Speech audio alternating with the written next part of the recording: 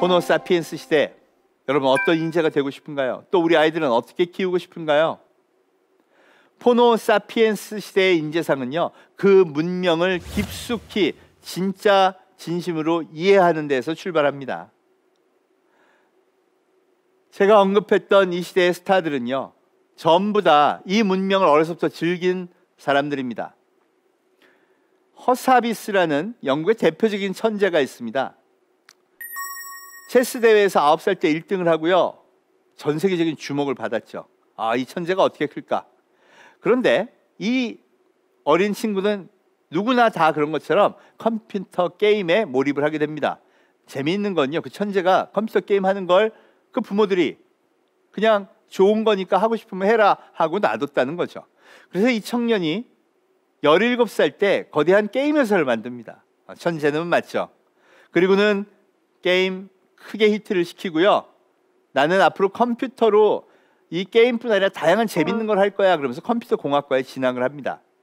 그리고 23살 때 비디오 게임 회사 크게 성공을 시키죠. 그런데 이 친구의 지적 호기심은요, 거기서 멈추질 않았습니다. 야, 컴퓨터 프로그램을 좀 더 지능적으로 만들 수는 없을까? 그래서 이 친구가 과감하게 뇌과학 분야로 새롭게 진학을 합니다.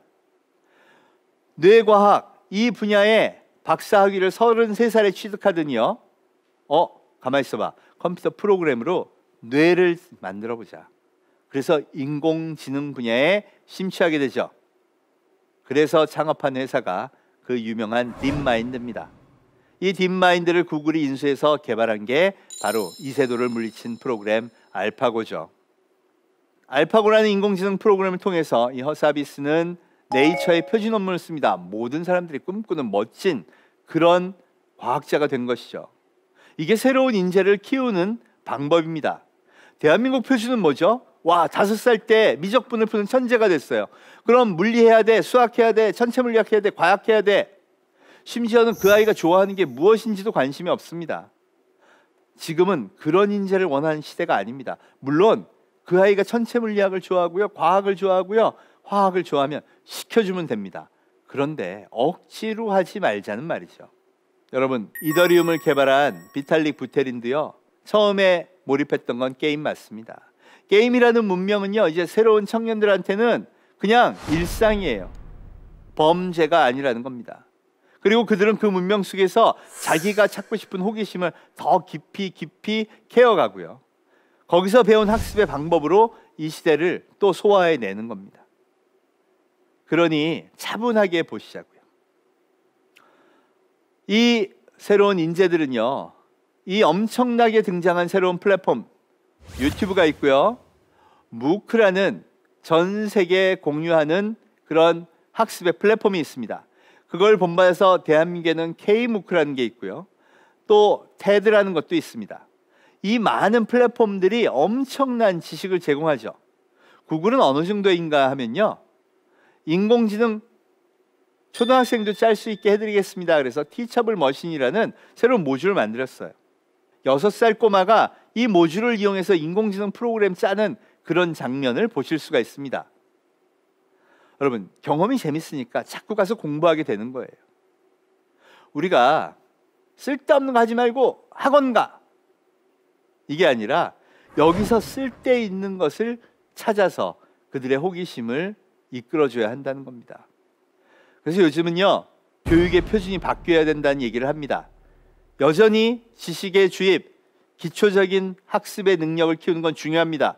그런데요, 그 호기심이 발동했을 때, 아이들의 지적 호기심이 나왔을 때 그것을 기존의 체계가 아닌 유튜브라는 데가 있어, 구글이라는 플랫폼이 있어, 무크라는 데가 있어, 거기 가서 학습해서 그 호기심을 더욱 키우고 풀어봐.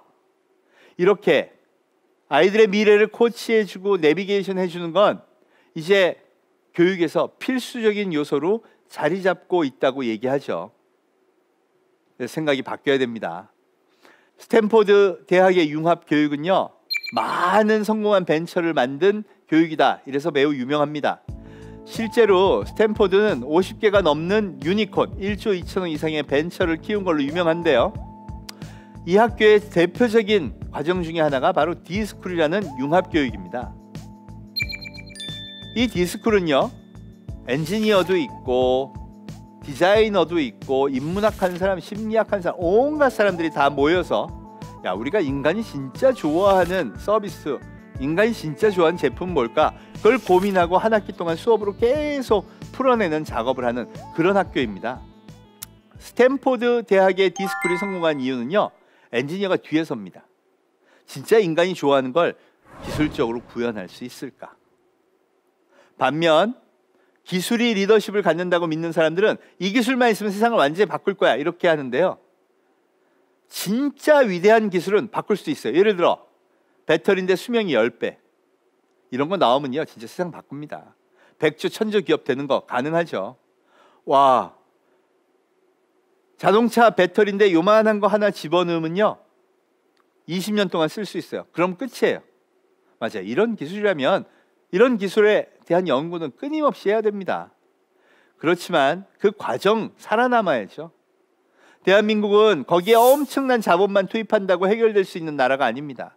결국 소비자가 진짜 좋아하는 다양한 제품도 기술도 끊임없이 만들어내야 되니까 우리 마음에 저걸 심어야 되는 겁니다. 기술이 먼저가 아니라 사람이 먼저다. 이 온라인 교육을 통해서 학습하는 방식은요 이미 많은 새로운 학교에서 하고 있습니다. 대표적인 게 미네르바 스쿨이죠. 스탠포드 MIT 대학보다 더 들어가기가 어렵다고 해서 유명해진 새로운 시스템의 학교인데요. 이 미네르바 스쿨은 놀랍게도 캠퍼스가 없습니다. 네, 당연히 교실도 없죠. 전 세계 7개 도시에 기숙사만 있습니다. 이 학생들은 매년 돌아가면서 이걸 옮기면서 이 7개의 기숙사를 통해서 인류의 다양한 문명을 체험하고요.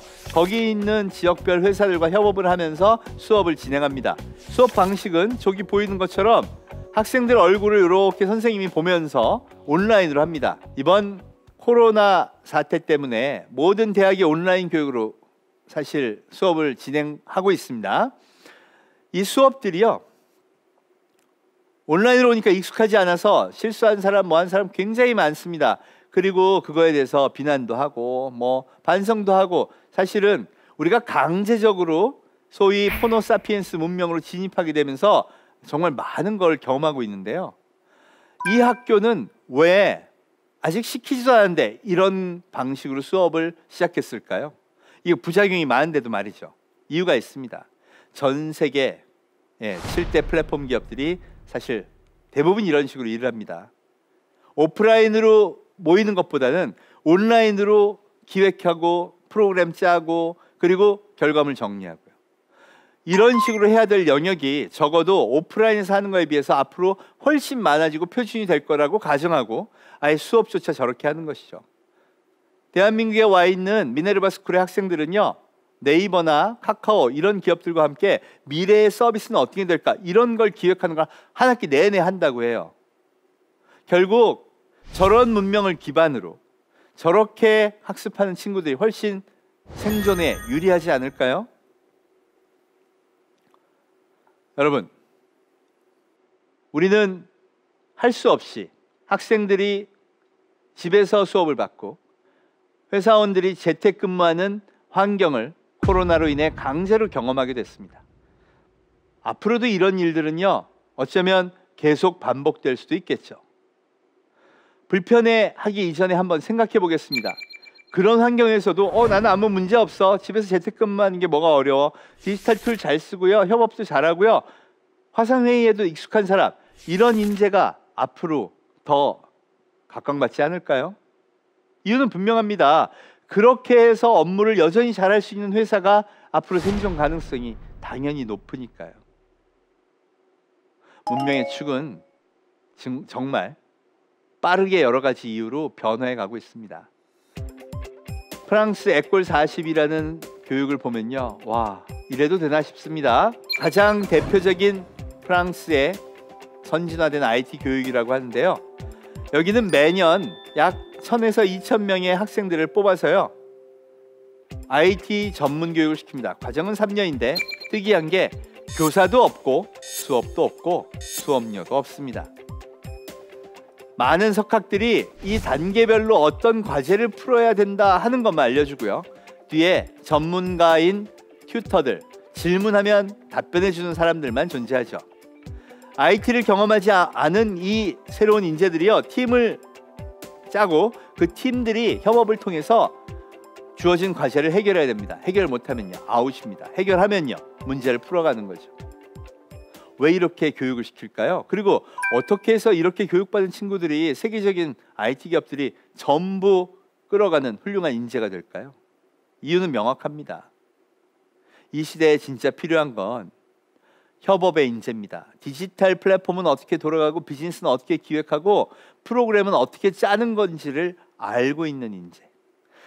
코딩이라는 랭귀지를 이해하면서 나는 심리학을 했고, 나는 디자인을 했고, 나는 경영을 했고, 나는 공학을 했어. 그들과 협업할 수 있는 충분한 포용력과 협업의 경험이 있는 인재를 원한다는 것이죠. 스탠포드도, 미네르바도, 프랑스 에콜도 그런 인재를 원하고 만들어내려고 노력하고 있다는 겁니다. 이유는요, 혁명의 리더가 필요하기 때문입니다.